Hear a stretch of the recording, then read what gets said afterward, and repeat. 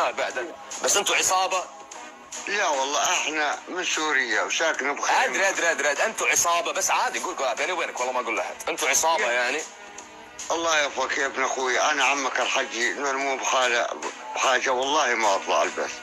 الله يبيع الله يا اخوي ويجبر بخاطر كل اخ وكل اخت. عمركم ما راح تقتنون، ليش؟ لان في دناءه نفسيه من الداخل. خليني اعطيك اياها من الاخر. انا خليني بخيمه صرنا 12 سنه مجاوليني بالخيمه. لازم 12 سنه. لو نيتك طيبه كان انت الحين تملك قصر، بس ما عندك، نيتك باطله. الله يا ابن يا من تطاولت على شخص مسكين، معقول ما عندك ذرة رجالة؟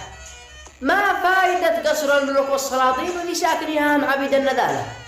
لو ثروتك قد قدرت بالملايين عتفلسوا في يوم حامي غبارة. هذا الحياة فيها شروط وقوانين، ومن تكبر ما يناسب رجاله. الناس ذي مثلك ولا عندهم دين. هي سوريا يا من تكبر بماله.